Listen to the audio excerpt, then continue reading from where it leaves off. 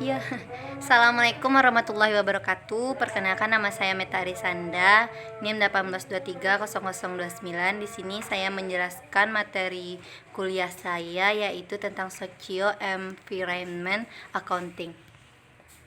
Di sini saya akan membahas teori. EMA dapat digambarkan sebagai identifikasi, alokasi, pembangkitan, dan penggunaan informasi lingkungan fisik dan moneter untuk mendukung pengambilan keputusan bisnis untuk mencapai bisnis yang berkelanjutan. Ini adalah seperangkat alat akuntansi yang menggabung data dari akuntansi keuangan, akuntansi biaya, dan rencana aliran material untuk meningkatkan efisiensi material, mengurangi dampak atau risiko lingkungan, dan biaya perlindungan lingkungan. EMA mencakup dua jenis informasi lingkungan, yaitu fisik dan moneter. Informasi lingkungan fisik dapat diidentifikasikan sebagai informasi tentang aliran energi, air, material, dan limbah, seperti jumlah total air bersih yang dikonsumsi dan total volume limbah dan energi yang dikonsumsi.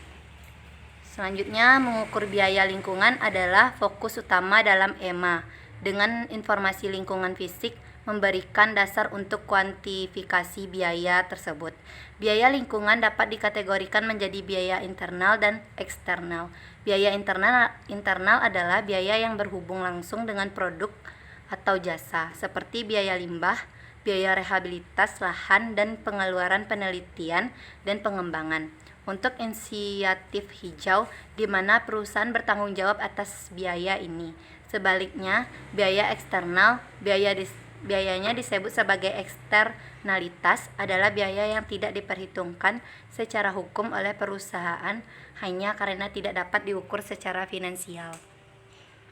Selanjutnya, kasus yang dibahas mengadopsi kerangka teori kontingensi. Penelitian ini menyelidiki sejauh mana perusahaan publik Malaysia menerapkan akuntansi manajemen lingkungan dan apakah penerapannya bervariasi di seluruh karakteristik perusahaan.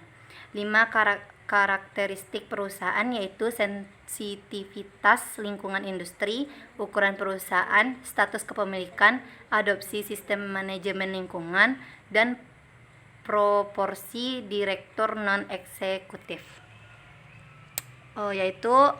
Selanjutnya, objek penelitian. Sampel kami terdiri dari 801 CFO atau Direktur Keuangan Perusahaan Publik atau PLC Malaysia. Teknik analisis data yang pertama yaitu uji sampel independen dilakukan untuk menilai varian antara responden awal 10 paling awal dan akhir 10 paling akhir. Perbandingan antara kedua kelompok menunjukkan bahwa pada tingkat signifikasi 5% tidak ada perbedaan yang signifikan dalam skor untuk semua item EMA antara responden awal dan akhir. Dengan demikian, bias non-respon bukanlah masalah besar.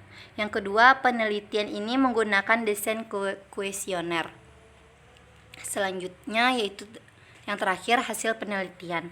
Pertama, tingkat penerapan EMA di antara perusahaan adalah kodrat yang agak tinggi dibandingkan dengan temuan sebelumnya. Namun, tingkat implementasi yang moderat menunjukkan bahwa keterlibatan akuntan dalam usaha lingkungan perusahaan tetap kurang konsisten dengan saran sebelumnya bahwa peran akuntansi dibilang lingkungan minimal.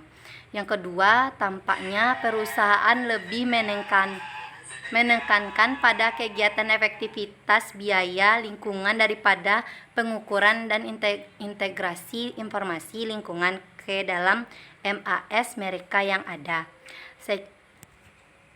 Baiklah, hasil presentasi saya menjelaskan materi ini. Lebih dan kurangnya saya mohon maaf. Assalamualaikum warahmatullahi wabarakatuh.